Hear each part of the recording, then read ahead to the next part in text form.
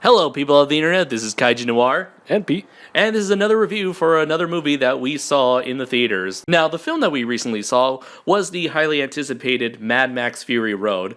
So, this is basically the latest installment in a series of these like very iconic post-apocalyptic films that started way back when with Mel Gibson. And are apparently constantly referenced to in all sorts of media. Right. I mean, like, even if you've never seen Mad Max, you kind of know what Mad Max is, even if you haven't seen it. It's kind of like I don't know, like Terminator or something, where it's like something that's constant, or Star Wars. It's like constantly referenced that even if you don't know what it is, you've seen the imagery of these films in some way, shape, or form. Like, the first time I have ever seen any reference of it was in Rugrats. Wait, really? Yeah. There was an episode where all the babies thought that all the adults were gone. So as they were exploring this like new world, they were imagining it like this post-apocalyptic Mad Max like environment where everything's destroyed and it's all deserts. Oh, yeah, no, I don't remember anything like that from the Rugrats. Yeah. So you are not. You have not seen the previous three movies, right? I have not, no. I've seen the previous films like a couple years ago on, was it? Oh, I think it was the Sci-Fi Channel, maybe. I'm not quite sure. Maybe it was like AMC or Turner Classic Movies.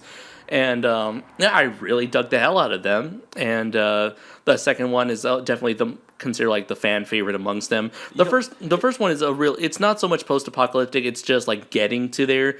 It's mostly like a very like slow-paced cop drama, which I enjoyed. I realized a lot of movies, the Shining movies, a lot of times ends up being the sequel. Well, not a lot of times, but ends up being number two. Yeah, like Terminator, Aliens, Terminator 2, The Dark Knight. Yeah, I was trying to think of another. Spider-Man 2. Yeah, and obviously this, like you said, in this series, the Mad Max 2, aka the Road Warrior. Yeah, and so now we have a new one, and I showed you like there was this podcast I listened to called Radiodrome, which was a podcast that Brad Jones, aka the Cinema Snob, used to be a part of.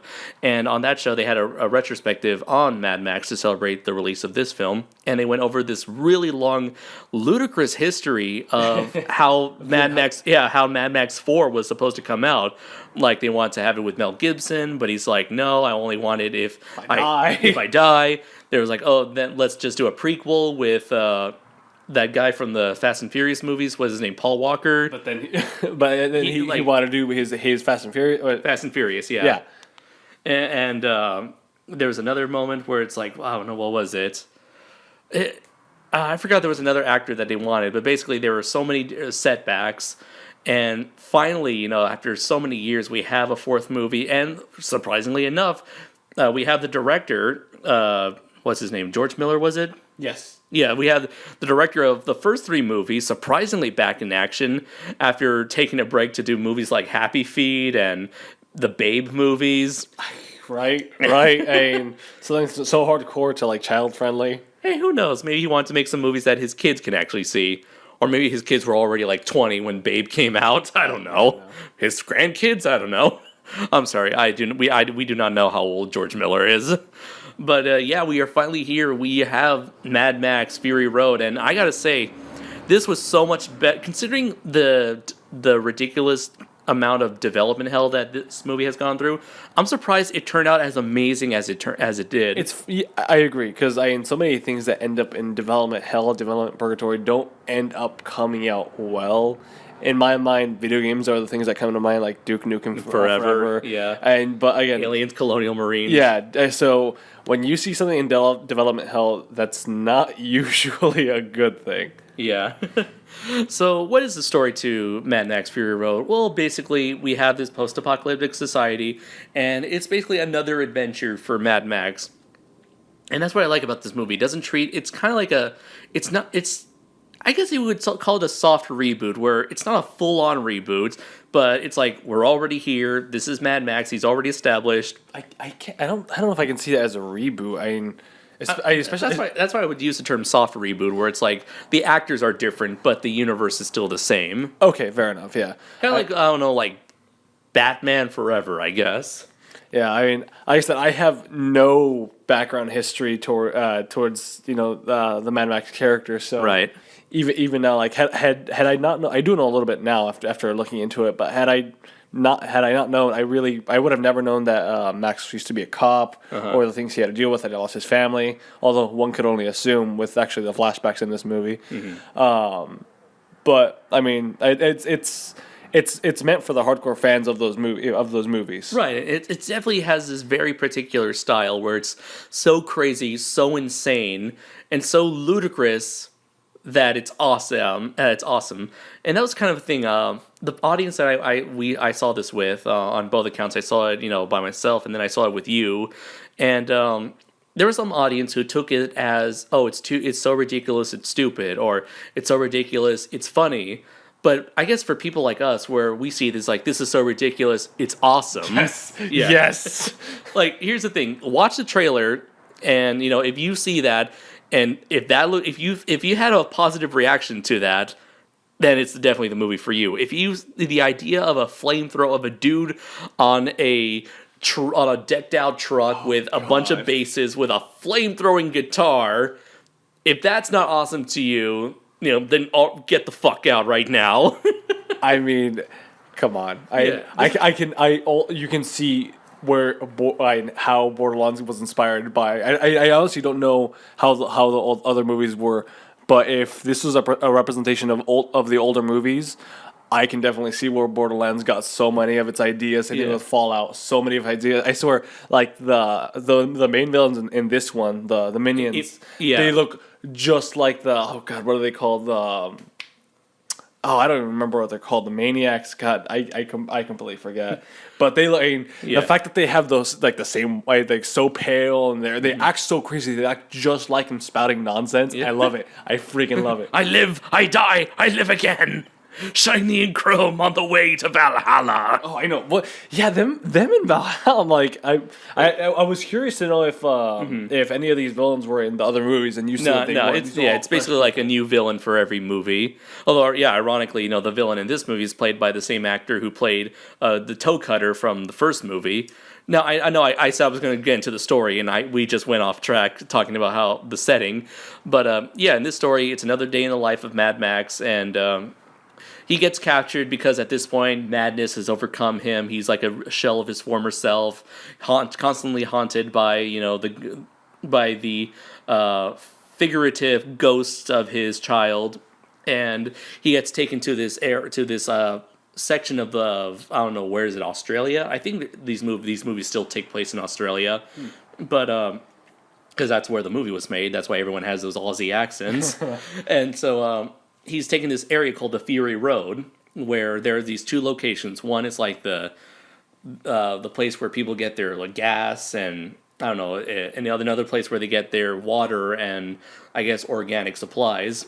And running this whole operation is Immortan Joe, who, as we said once again, was played by Hugh Keys Byrne. I'm most likely Hugh Keys Byrne.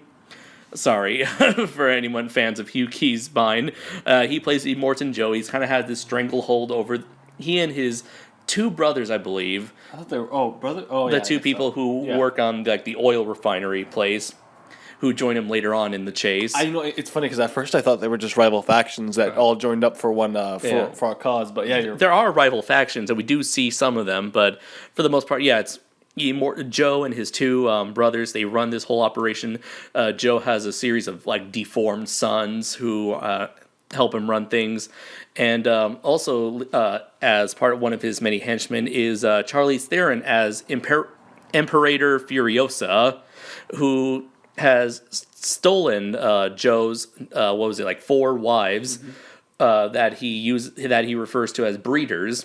Obviously, he wants to use these like incredibly like attractive and healthy women to make new breed his children for him.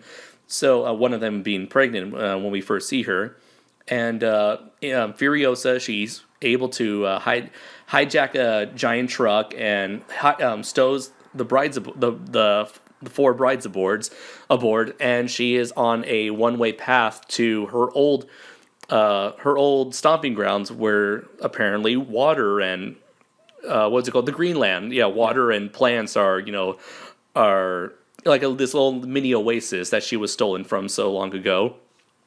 And I bet you're wondering, where's Max in all of this? Well, Max is kind of like Max, who I forgot to mention, is played by Tom Hardy. He is kind of taken aboard where he's kind of like this living, what would you call it? A living blood bank for one of Joe's henchmen. Yeah, he's a universal blood donor, as they explained in the movie. So, right, because he has type O blood. I'm not sure. I don't know anything about blood types, but I guess type O blood means you can donate to anyone. You're a universal donor. I think AB negative, I think, is the most rare or something like that. But yeah, O is you're a universal donor. And so he is a donor. He's pretty much chained to a car of one of the henchmen called Nux, played by Nicholas Hoult, but he manages to escape and teams up with Furiosa and the four wives as they all try to escape Joe and his entire army, because he decides to bring everyone with him in their search to hunt down Furiosa. And Nux, just happens to stow away and slowly becomes part of that team, and as he has this change of hearts. And so, yeah, it's basically one giant escort mission. Yeah, it really is, and it's all based on the Fury Road. That's the perfect title for it. They're on the road 24/7. Right. I mean, it's nothing but just cars and chaos and madness. But despite these giant, amazing, really long set pieces, they really take a break, just long enough to get some good character interactions and some character development in between those during those nice breaks. Mm-hmm. I know, I completely agree. I mean, we learn more about Furiosa and the wives too. And I mean, ultimately, I think the one that has the most character development ends up being Nux, with his change of personality to finding out who he is to his ultimate final decision. Right, I never thought that I would like Nux as much as I did in this movie. I thought, he's just gonna be some random henchman that was gonna be okay, he served his purpose, let's kill him now. I initially thought, and he is in the beginning, he was gonna be like a recurring antagonist that wouldn't necessarily be the main villain, but would always be a thorn on the. It's kind of like the secondary antagonist. Yeah, and just constantly be a thorn on people's side that eventually gets killed off or something happens, and he turns out to be a lot more than that. So yeah, and incredibly sympathetic. He's funny enough, even when he's doing his whole villain shtick, with him attempting to capture Furiosa, you can't help but kind of root for him a bit. He's kind of like this underdog. He's constantly in need of that blood supply. He mentions having nightmares and stuff. It's he's again like that underdog. He wants nothing more than to make Joe happy. But not just that, but it's the only thing he knows. That's true. Yeah, and the wife. One of the wives acknowledges it. I mean, they do feel some sympathy for him because this is his life. He was raised to do this. He was raised, and for him and all the other henchmen, they're kind of I'm gonna call them psychos because they look like psychos from Borderlands. They're all raised from birth to believe that the only way to have a good life is to die gloriously in battle and to be spray painted on your face with silver spray paint. Shiny in chrome, man. Shiny in chrome. And as for the wives, I was really pleasantly surprised that the wives were as cool as they were in the movie. They really pulled their weight. They didn't just they just hung out in the back seats, just oh my god, when are we gonna get there? I'm so bored. Oh my god. No, they really they again, like I mentioned, they pull their weight. They try to do what they can to help out in any situation. Well, because they know what's at stake. I mean, they don't want to go back except for a couple instances here or there, but they know exactly what's at stake. I mean, this is the wasteland. This is harsh. There's no room for people like that anymore. If there was a character like that, that character would seem so out of place. Mm-hmm. It's because this is the wasteland. This is a hard life. Sort of living a life in luxury. At least they were given access to resources, unlike everybody who was living down at the bottom of the cliffs. Yes, I know, but I mean, ultimately, they know what's in store for them. Right. There are older women that are just used as cows. They're constantly being milked for milk. So I mean, they know what's in store for them. Right, when they get too old to be breeders. Exactly. So I mean, again, in this world, there's no room for a damsel in distress. There's no room for a pansy. Exactly. Yeah. You put it. the way you worded it was just like perfect. Yeah, there is no you either get off your ass and start helping out, or you are going to die. Or you're already dead. Because I think if these characters were any different, were too frightened, I think this movie. I mean, Furiosa wouldn't have the motivation to do what she did in the first place. Yeah. And speaking of Furiosa, Charlize Theron as Furiosa is probably one. I don't know. I'm not sure if Max or her are like the best character. She's definitely the most fleshed out character. Now that not to say that Max isn't, but kind of Max is kind of like in the background. But I'd say that's a sort of a good thing, where it's like Max is already an established character. I was just about to say, I think for the most part, his character has already been shown. I mean, for people who have watched the previous movies, I'm sure, like, you know what his character is, and even going in, like, you already get a sense of, all right, this is the kind of guy. He's a silent protagonist. He's a silent, right. He's like the lone cowboy, kind of like the man with no name from the Dollars trilogy, where he's kind of like wanders into town. He wanders into this new environment and kind of sits in the background, watches everybody, and kind of learns from them. And as soon as you understand that that's his character archetype, then you understand why he is the way he is, or why you understand, and you get to know his character. You just yeah. And the thing is, Charlize Theron, in Furiosa, she plays a very big role in Max's character arc, where Max, like I mentioned, he kind of lost his humanity. He lost everything except the will to survive by any means necessary. So it's kind of Furiosa who, in a way, inspires him to reclaim that sense of justice he lost so long ago as a policeman. And, it's eventually what, her actions alone that kind of helps Max redeem himself by going out of his way to later help these people, not out of necessity for his own life, but, out of just the kindness of his heart. It basically humanizes him, which is important. Yeah. If at some point, if you lose your humanity, you get lost. I think that's where he was in the beginning of the movie. Right, he had lost his humanity to the point where he didn't really care. Sure, he tried to escape his capture, but again, to a certain extent, he had lost his humanity. I think. He has no one in his life to call a friend or a family, anyone at all. And Furiosa plays that big part in like being that person.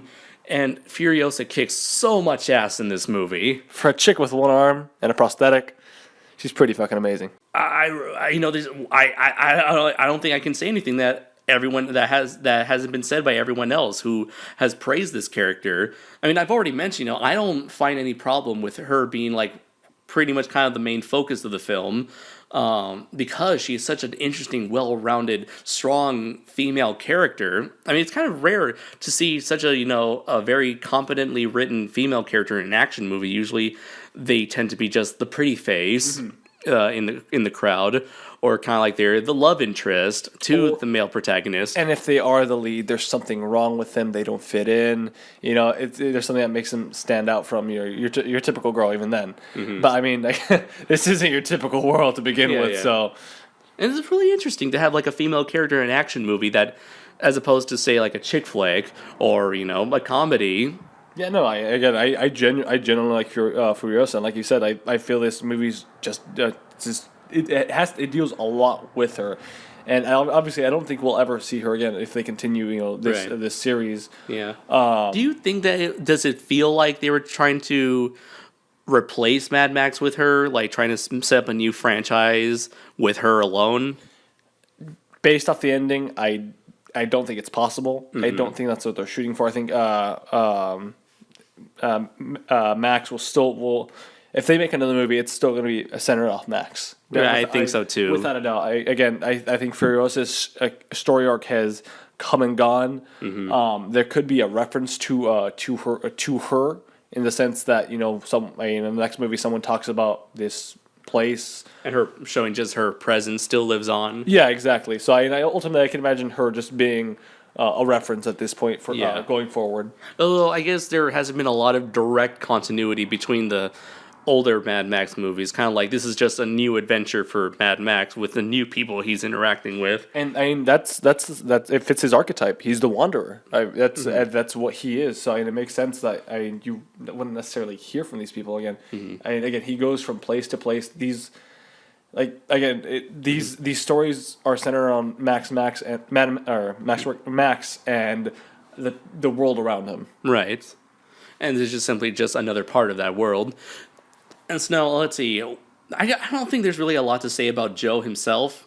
I mean, he's not very he's not a very complex villain, but he really isn't. It works. I think it works with this movie, given how simple the plot is. You know, he's just this big bad motherfucker who has this really tight grip on the society he's created. He has convinced the entire, you know, everybody who lives in this world that he is a god of some sort, and he does so, you know, because I feel like, I don't know, I guess possibly in another life before the apocalypse, he may have been like some smart guy, because he must have been incredibly smart to have created, he and his brothers, to have created this large complex system where, you know, of resources and this hierarchy. Well, honestly, I could have seen in the past like a very rich and wealthy man who got there by, you know, breaking deals and betraying people. Ultimately, what he is now, I mean, again, he uses people like stepping stones. Yeah, exactly. Like he claims that for his henchmen, you know, if you die, you will reach Valhalla.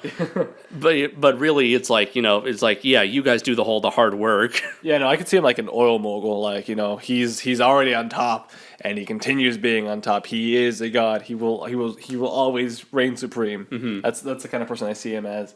His sons are really crazy. Yeah. His sons. I had a baby brother. He was perfect in every way. Yeah. So I gotta say, you know, he's very. I loved his design, by the way. I know, right? It's got like this, like very flowing white hair, the fake abs they give him, like to make him on that plastic armor over his like decrepit body, the little like military not badges, pins. I'm sorry, I don't know what the term is, on his chest. And of course, like that respirator that kind of gives him that Skeletor vibe. Oh, absolutely. This guy is a decrepit old man who's soon to die, and he has to keep appearances for his people to keep thinking that he is a god and immortal. But I honestly, I really wonder how much time this guy had left in the world anyways. Yeah. Very imaginative. And speaking of imaginative designs, I think this is a good segue to go and talk into like the production values. My God, I love the look of this movie. I gotta say, it felt like a modern day action movie that was shot like an 80s movie. Where I mentioned this before time and time again that I've been having a lot of issues with recent action movies, especially when it comes to their like choreography, their the quick cuts, the shaky cam. Dear God, the shaky cam. You know, the overuse of CG. But here it's like the exact opposite problem. I mean, it's like we have none of those, the opposite situation. Like we actually have a camera that stays the fuck still. Well, here at the same time, here's the thing. I mean, we're going straight to one location. I mean, the set itself doesn't necessarily change that often. But then again, you know, let's take a look at something like I don't know, Ghost Rider: Spirit of Vengeance, where it was a movie made by the Crank guys, and it kind of has that same similar desert wasteland setting, but I guess not to the extent as Mad Max, but it's kind of like that old western, you know, desert-looking places in some shots, and the cinematography is just all over the fucking place. But here, you know, this is definitely not a problem. I noticed this when there was this one shot where it's kind of like we had a POV shot from the point of view of the car, and we saw the road coming towards the view, the audience, or coming towards the camera. And it was a shot I don't think I've seen that often, except in movies like the original Mad Max trilogy. Just a steady camera placed on a car, watching the road coming towards it. And it's kind of like those shots that make me think, you know, it feels like I'm looking at a modern day action. I'm watching a throwback to an '80s movie, a movie shot like, you know, it was made in the '80s. And again, another thing I mentioned was like the practical effects. A lot of those cars, they were actually there. Those explosions were actually there. Like probably the only big CGI moments really were obviously the big like the big tornado sequence where you had those like big large clouds and red lightning everywhere, and there was the other part that had CG where it was, what do you call it, the big anything that involved big mountains. Like Beginning of the movie. the beginning of the movie, basically that was probably had the most questionable use of green screen, where whenever you see like Immortan Joe and his cronies just looking down on the people, the background looked very faded. It looked pretty bad, I guess, but it was quickly, it was just there and gone. Yep. I want to add to that. It's odd that no one revolted against Immortan Joe, because I don't want to give away too much, but by the end of the movie, everyone's like, all right, we're gonna do this other thing now. Forget about the past years of complete. Actually, the better question is, how long have they been under his rule? It's possible that it has been a while that he's had this grip on this society, because it seems like it took them a while to build up that system that they had. And then another question: how long has it been since the whole world went to shit? From the earlier movies to this movie, how old is Tom Hardy? He's got to be in his like 30s, 40s. I'm not too sure. Like, let's say he's in his 30s. 37. Okay, he's 37. So let's say the character is in his mid 30s, and let's say for the good part, maybe he was 30. No, let's say he was in his 20s as a cop with starting a family. So maybe it's been like, I don't know, 10 years or so. Jesus Christ, 10 years in the wasteland. That's crazy. Let's see, and I was talking about the look of the movie, and that the other use of CGI I thought was done really well was the fact that there was this sequence. There were a couple sequences where they were going in between these large canyons, where we saw that other, I don't know what you call it, a faction or like a tribe of people who rode on motorcycles along these large hills. I think all of that was CG, because I remember on Facebook there was like an article that had like, here are some before and after shots of Mad Max. And another big part that bothers me about a lot of movies, not just action movies nowadays, is digital colorization, where the two most used colors in terms of like just digitally coloring a movie are teal and orange. Really? Yeah, if you look back at any movie, you'll start to notice that everything is either like, all the people are like orange colored, and all the skies are like teal blue, like turquoise blue. Interesting. Like you've seen the Matrix movies, right? Or you've seen scenes of them. Yes. Have you noticed the color green? Green, of course. Yeah. Okay. They have a heavy emphasis on green, whether it be on the people, like the shadows, Yeah, that's basically what I mean by digital colorization. Gotcha. And I think I want to say the Matrix was like the first movie to really emphasize that. But I'm not sure. But it's roughly around like the late 90s, early 2000s, where people started playing with digital colorization, to where now they said, hey, these two colors, teal and orange, we can apply this to almost any movie. And that's what I hate, because I hate looking at people looking like Oompa Loompas. It's like the sun is constantly setting on them and giving them that color. Yeah. Yeah, and so I hate that, because looking that color. Like Jupiter Ascending. Remember the movie with what's her name? See it, but you're talking about the movie with Channing Tatum and Mila Kunis. Mila Kunis. Yeah, I refuse to watch that movie, because when I saw that trailer, it's teal and orange, fucking everywhere. It's because it's spacey. No. But in this movie, there is a lot of orange, but it's appropriately used. And you're in a desert. Come on. Yeah. A scorching desert. But I feel like there are the really nice bits of color here. Most noticeably in the desert area, the Desert Storm sequence, where it's like very red. And surprisingly, it was really blue during the night sequences. It was like, a very dark type of blue, where it's like, it's almost like a weird, like, dream-like sequence, really. And when the brides, they were in the back of the truck and they were lighting a fire, that whole back seat area was turned red, while Max and Furiosa, who were sitting in the front, are still blue. They have no lighting on them whatsoever. I thought it was a really cool artistic choice. Yeah, and of course, when we actually see some green in the movie, actually, they pop out, really. Oh, it pops out like, oh, hell. And also Doof, he has these like red pajamas as he's playing his guitar. And again, it sticks out in a really nice way. And by the way, I gotta say, I'm so glad Doof lasted as long as he did. know, I'm right? glad he was a constant thing throughout the movie. I honestly didn't think he was going to end up being like a bad guy. I thought he was just like a slave and was just, as soon as he was set free, woohoo! No, this guy was a maniac. I think he signed up for that service.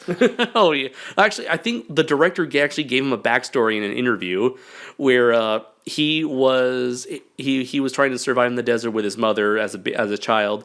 His mother died. And so Immortan Joe found him and took him under his wing and had him learn how to play the guitar for his army. And meanwhile, that mask that he wears on his face, that's made from the skin of his mother. Oh my god! Yeah. It sounds appropriate. Sounds about right. Yeah, and I love it. It really gives the movie a lot of personality, just having him and those drummers playing music as these characters are ready to go into war. It basically shows you what kind of people these are. And it makes sense because throughout history we've had people who would play music to raise the spirits of the soldiers. And I also what I really loved with Doof was that his guitar. The music from his guitar was matching the music from the score. It was like dun dun dun dun dun dun dun dun dun dun.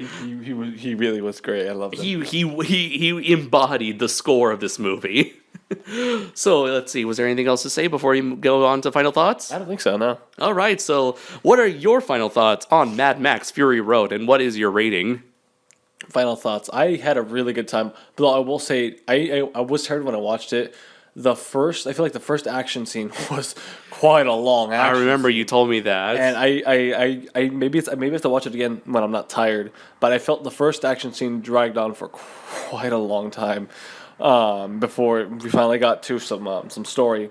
So that was my only real gripe with the movie at that point. Mm-hmm. But again, that could have just been me. Other than that, I had a really good time with this movie. The characters, the personality. I hope we see more of this and that we don't get more development hell cycles with this series. Mm-hmm. I would definitely watch it again, especially to experience the scenes again. Ultimately, I would recommend anyone watch it, and I don't know if I would own this movie though. For me personally, I want to go back and watch the older movies, and then if they all hold up, then I would eventually want to collect them all. Collect them all, exactly. So I'm trying to think if I can really give this movie a rating, but I think I'd want to watch it one more time before I really give it a rating. Other than I recommend watching it, and yeah, it's really good. All right then. I forgot to mention when it came to the action sequences that luckily you helped me remember. When I first watched this movie, I thought to myself, I would love to see this in 3D because something happened in this movie that didn't happen to me in a lot of movies. Not even Avengers, this happened. It was like whenever there's a lot of action going on, I feel like I'm actually there. I feel like I'm with these characters. I was actually ducking out of the way because there's like gunshots. There's like sharp objects. There's people coming in on poles. Oh god.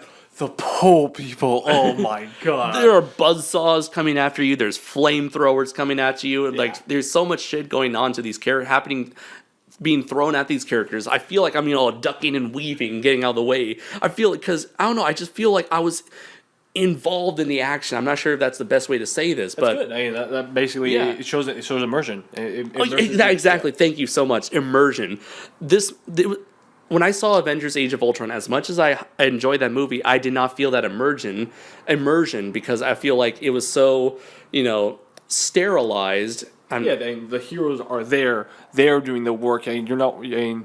Again, I can see what you're saying, because we're giving some shot or some camera shots or some movement scenes in Mad Max where you feel like you're there and you feel them come. Obviously, it's 3D. Of course, you're gonna feel like they're coming at you. Oh yeah, when I saw the second time, you saw the first time. Yeah. We saw it in 3D, and I say it was it was really decent in 3D. I feel like it worked.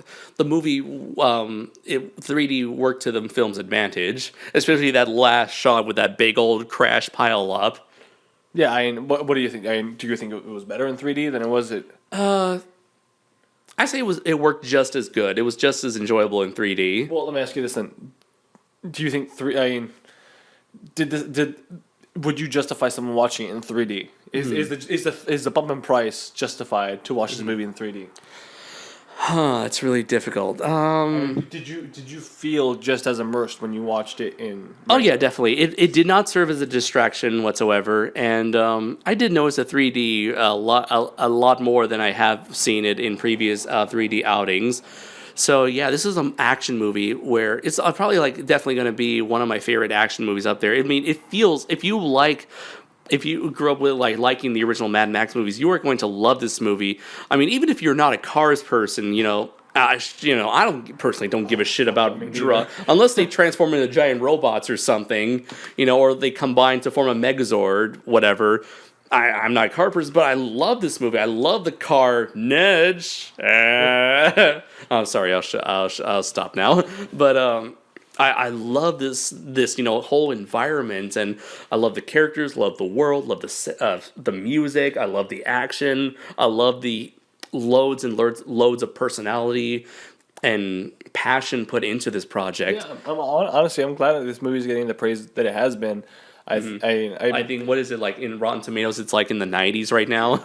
Yeah, and that's good because I honestly, it's gonna make people go back and watch older movies. People that haven't experienced it like myself, because that's exactly what I wanted to do. Yeah. And now the first movie just was re-released on Blu-ray on the month that the movie came out. That's even better.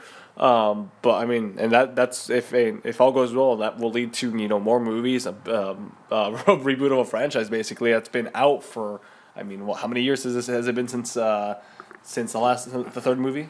Oh, I can't say. I'm very sorry. It's got to be. I forgot when Beyond Thunderdome came out, but yeah, I'm giving this movie a full-on 5 out of 5.